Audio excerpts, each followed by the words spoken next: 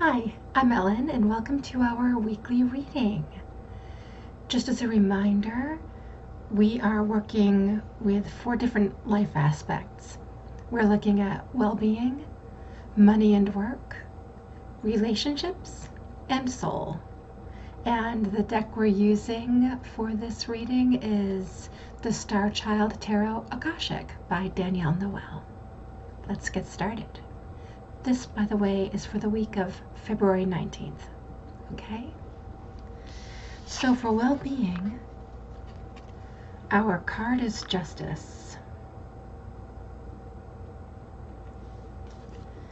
So let's find out what we need to know about justice in terms of our well-being.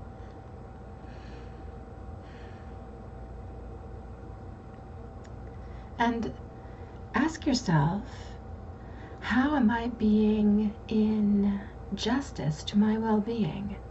How am I bringing balance to my well-being? How am I sitting in judgment of my well-being? How is judgment helpful?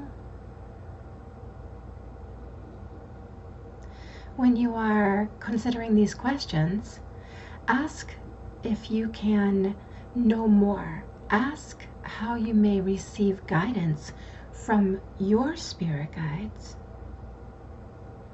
that you may have insight into how you can bring more justice, balance to your well-being.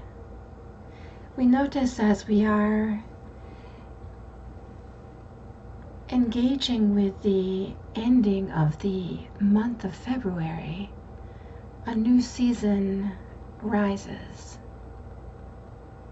Can this season be an impetus to bring justice to your well-being?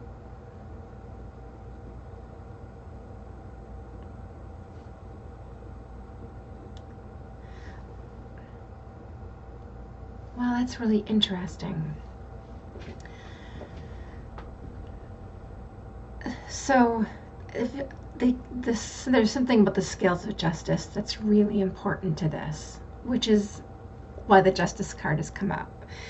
The other thing, though, that I'm meant to point out is the Sword of Truth. The Sword of Truth.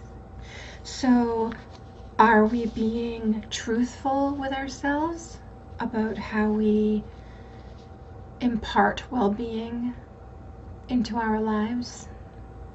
Are we being truthful about how we are approaching well-being in terms of our bodies, our minds, our spirits?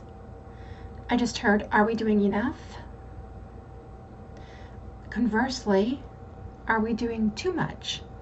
Because that would also tip those scales. So on the one extreme, if we aren't doing enough, what more can we do?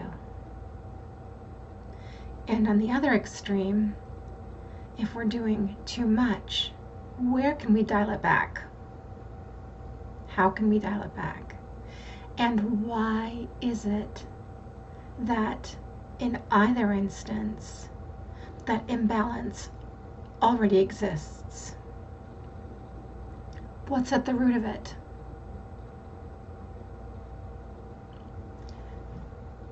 Great journaling exercises here, okay? And yeah, I mean, I'm looking at the calendar because, boy, it is the 19th. There are 9 days left in this month, and it feels like already spring's in the air a bit. It certainly is here in New Hampshire. It's uncommonly warm, and warm, it's in the 40s today. I was in the 40s yesterday. However, tomorrow and Wednesday, it's supposed to be in the 60s. Wednesday, we're talking near 70 degrees. And that is indeed extremely uncommon. So it feels just like a hint of what's coming and what arises with that. Spring fever. If you're in the southern hemisphere, you're dipping into autumn, dipping toward autumn. So what might that mean for you in terms of your well-being, in terms of what comes up for you around your well-being? There could be that dialing it back aspect and honoring those more restful times. So, moving on to money and work. And oh my gosh, okay, we have the Akashic Records. What an interesting card for money and work. Powerful card. And when you consider the Akashic Records in terms of how you approach money and how you approach working, consider that you are embracing within you energies from all your incarnations. And also, you are bringing in the energy of your ancestors. When you consider your past life ancestry and your familial ancestry, where might there lie discrepancies with how you bring work, money into being in this lifetime? If there are instances of great wealth, great poverty, these can create discrepancies in your present. And in order to divest yourselves of these discrepancies, those past must be healed.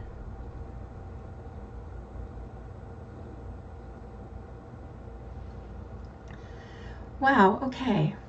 So, more journaling, or perhaps more journeying.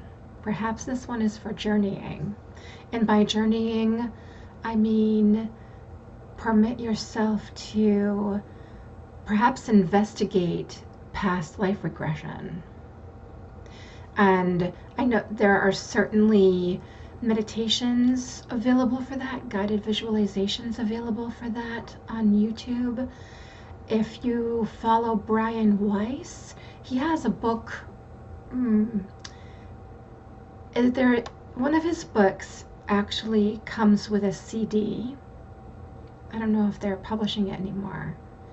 However, the CD it actually has a regression on it. Maybe even more than one. I know there's at least one. And I trust him, and I would just be, it feels important to say that, because depending on who is offering up a visualization of that nature, if they don't know what they're doing, even if they have the best intentions, it could just not be what you need. So be aware of that. So yes, maybe time to explore some past life stuff here. And then take a look at your ancestry. I can speak for myself, and I have developed my family tree on ancestry.com. This is not a plug for ancestry.com. That's just the vehicle I used. That traces back to Charlemagne's time, and perhaps even beyond that. And a lot of my family line, yes, there were instances where I could tell they were doing really well.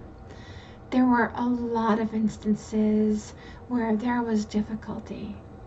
And especially looking back into the 1700s, the 1600s, I mean, I know a couple of my ancestors at least had spent some time in jail for debt. And it was really kind of sad to see that, because other than that, there was no indication that they were people who were otherwise problematic, let's say, in their society. It just happened that for whatever was going on with them at that time in their life, at that season of their life, they did not have the money they needed to pay their bills, and so they were put in prison for their debt, which certainly didn't help their family, because it was the male who was put in jail for that debt and left extensive family members without any means of support at all. And I just heard tragic, and it's a tragic fact that happened. So healing that, and I've done some of that healing work, it feels like I have more to do, because I'm being shown one person in particular. I think he had 13 children, and it wasn't just him who was affected by that. It wasn't just his wife who was affected by that. All their children were affected too. So while I've done some work with him and in some part with his wife, I need to actually do some healing for those children. So that's an example of what we can do. And if that feels like holy crap, that's way too much work, Ellen, then maybe just putting together a lovely, gentle ritual, light a candle, maybe take some, I just heard coins, so I'll say change, out of your wallet or change purse or change jar, put it around the candle, or have a little pile by the candle, and hold the intention that you are offering acknowledgement, support, and love to any ancestors who may have experienced financial difficulty. And just do that until you feel like, they're showing me that you might feel almost like this lightening, this feeling as if a burden is being released. Or they're also showing me you could, in a way, set it and forget it. Set the intention with that candle. Make sure it's in a safe container. Have that change there. Again, that's indicating abundance. That's indicating enough. And let the candle burn until it goes out. And that will symbolize completion. Set that intention. Okay? Anything else about that? No. Ooh. I think I'll be doing that myself today. I know I'll be doing that today. On to relationships. Is there anything to say about work? No. So there's onward. Okay. Wow. Oh, I haven't pulled this one yet, and all I can think of is Emerald City. You'll see in a moment why. 5 of Crystals for relationships. 5 of Crystals. So, boy, all that green and green heart chakra association, right? Also abundance. So let's find out more about the message for relationships.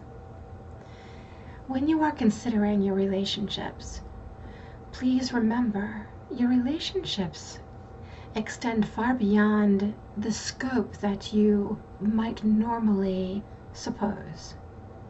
Understand that a relationship occurs when you meet the eyes of the cashier, when you thank the postman,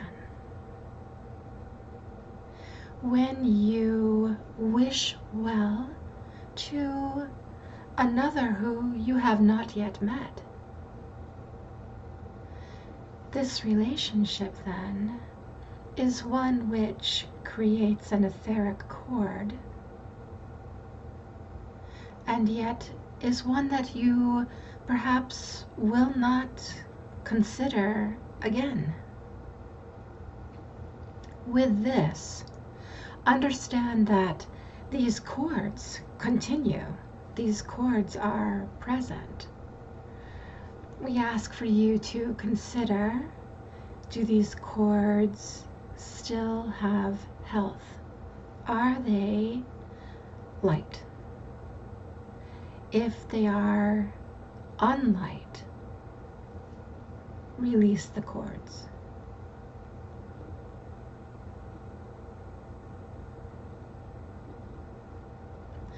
Okay. Boy, we're being given some interesting tasks this week. And I just heard it's a cleanup job. Spring cleaning. So, yes, etheric chords. So here's a concept. I'm going to go on the assumption that perhaps you might not know about etheric chords, or may have heard of them but aren't clear what they are. So yes, anyone that we develop some sort of a relationship with, and it could be just an offhand relationship, it could be a relationship developed, as I said, from afar. So to me, and what they're showing me is, let's say a friend says, oh, I have another friend whose mother is doing poorly. Could you say a prayer for her or keep her in your thoughts? You've just established, in saying yes, a relationship with that person you've never met. You've connected an energetic cord between you. So, and that's, as I heard, all well and good. However, there are instances when it may be that a relationship, and I'm going to draw this closer in, okay? I know a point was being made about outside. However, think about what you might consider more of your inner circle, including those that you consider friends and those you consider foes, whether they're actual friends or if they're family members, okay? And it can absolutely be that etheric chords, even with family members, can become, as I just heard, heavy. And when that's the case, we are impacted by that energy. Even if we haven't generated it, it may be that we don't have a problem with that person. However, they may have a problem with us. And so that cord, rather than being how I envision a healthy etheric cord, is a pretty thin strand. Sometimes it appears almost flat. Always, when healthy, it appears iridescent. It's beautiful, a blue-white light. Sometimes it has other colors traced in. I'm seeing a little bit of pink or purple. But usually it's very etheric, ethereal looking. And when there's an unhealthy relationship, I have seen cords that, if we could see them in real life, would be about that big around, and they look black and frayed and sometimes just downright ugly. And those are the ones we need to be really concerned with, because they are drawing our energy. So there sometimes is a need to, it's 11:11, by the way, 11:11 a.m. here in New Hampshire right now. This is a big one. I'm actually seeing one right now for myself that actually looks ugly like that, and I need to figure out where that's coming from and take care of it. And so I'll use that as an example, actually. So my question to my guides is, do I need to cut that cord? Yes. So, and did you see the motion that I just made? Almost like scissors cutting. So I'm asking, will it be that simple for me to do? No. I feel like there's a bit of a root in my heart center. So simply cutting is not going to cut it. I will need to pull it out from the root. Am I going to do that right now? No. I need to figure out who it is first, and this isn't the time for that. So, but once I have figured out who it is this is coming from, once I have blessed that person, sent love to that person, forgiven myself for any misgivings I may have, for any feeling of responsibility I may have, knowing that, as I'm being told, that's coming from this other person, not from me, and yet I might look for a way to blame myself. So once I get through all of that, and only once I get through all of that, will I then energetically, and energy work is all intention, I will pull that cord out from the root, and I'll do that with my right hand, and then, which is my dominant hand earthwise, and then I'll use my dominant healing hand, which happens to be my left hand, and I will fill that vacancy with light.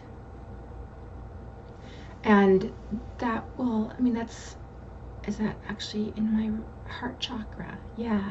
So, and I'll do some chakra healing, some heart chakra healing.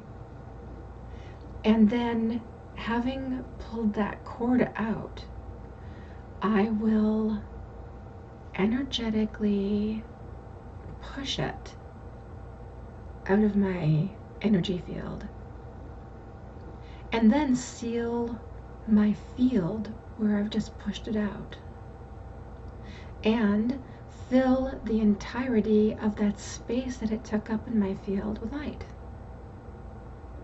Multiple steps.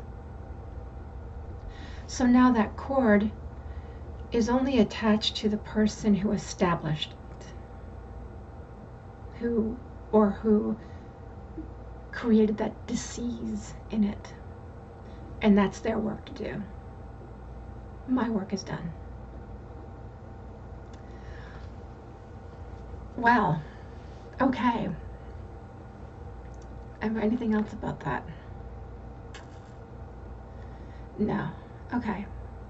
So, wow. And on to soul. And we have the Empress. Wow. So, what is it then about? Wow, okay. The Empress and our soul this week. And the Empress asks you to be in fullness with your soul, to be in harmony with your soul, to be in abundance with your soul, to remember how your soul is whole, is abundance, is love.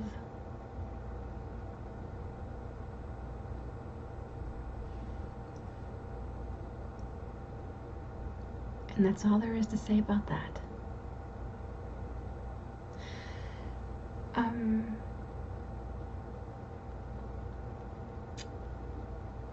I'm just considering these cards, and I'm feeling like I don't know if there's a best order to address these things. There is a best order. I guess that's why I was guided to ask the question.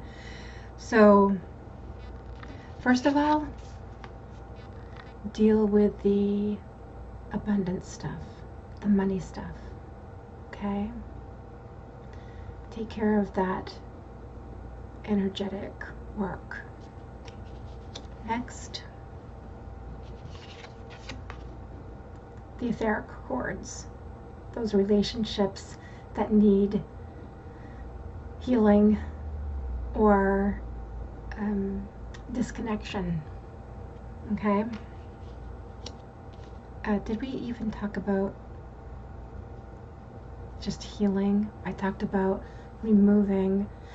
I'm just going to quickly backtrack on the topic of those etheric cords and say, if through your inquiry you discover that you are not meant to disconnect the cord, however it needs healing, then again, using intention, first of all, ask what is needed.